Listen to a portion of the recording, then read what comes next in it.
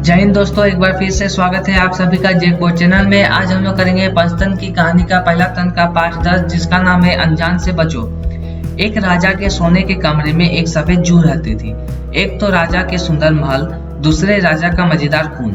जू को भला और क्या चाहिए था। महलों में रहने वालों का जीवन तो ऐसे भी सुखी होता है। एक दिन किसी प्रकार उस कमरे में एक खटमल घुस आया। जू ने खटमल को राजा के पलंग में घुसते देखकर कहा, अरे भाई, तुम राजा के बिस्तर में कैसे घुस आए? कहीं राजा को पता चल गया तो हम दोनों की खैर नहीं, इसलिए तुम यहाँ से शीघ्र चले जाओ। खटमल बड़ा चालाक था। उसने दोनों हाथ जोड़ते हुए कहा, हे बहन देख, लोग घर आए शत्रु के साथ भी ऐसा व्यवहार नहीं करते। कहा भी गया है, उसे आदर सहित बिठाया जाता है तथा उसका कुशल क्षेम पूछा जाता है। विद्वानों द्वारा गृहस्थियों का यह धर्म कहा गया है। और मैंने आज तक अनेक प्रकार के छोटे बड़े इंसानों का खून पिया है, जिसमें खट्टा मीठा कड़वा सभी प्रकार के खून थे, किंतु आज तक मैंने किसी राजा का खून नहीं पीकर देखा। यदि तुम कहो तो मैं कुछ दिनों के लिए तुम्हारा मेहमान बनकर राजा के खून का आनंद ले लूं। खटमल की मीठी मीठी बातों में जू आ गई। उसने कहा, देखो भाई, मैं इस राजा का खून बड़े ही विचित्र ढंग से और प्यार से चूसती हूँ, इसलिए तुम्हें भी इतनी ही होशियारी से काम लेना होगा। बहन, तुम किसी प्रकार की चिंता मत करो। मैं राजा का खून उसी समय चूसा करूंगा जब तुम उसका खून पी लोगी। वह दोनों यह बातें कर ही रहे थे कि इतने में राजा भी अपने कमरे में आ गया।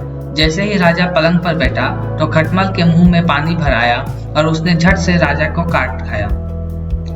किसी ने ठीक ही कहा, उपदेश से स्वभाव नहीं बदलता। पानी को जितना मर्जी गर्म कर लो, वह फिर से ठंडा हो जाएगा।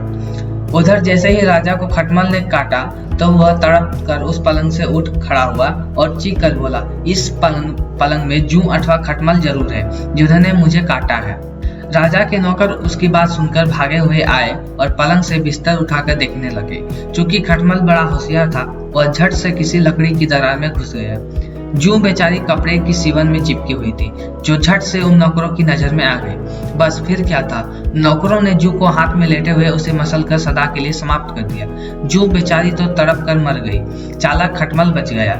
इसीलिए तो आपसे कहता हूँ महाराज, आप अपने लोगों पर विश्वास करो, बाहर के लोगों से बचो। जैसा कि आपने सुना होगा कि राजा सुकुद्रुम, मैंने नहीं सुना मित्र, तुम ही बता दो उस राजा की कहानी। शेर बोला। तो आज का कहानी यही समाप्त होता है। आगे की कहानियां जानने के लिए हमारे चैनल को सब्सक्राइब करें। यह कहानी अगर आपको पसंद आई हो तो लाइक करें और शेयर करना ना भूलें। तब तक के लिए जय हिंद।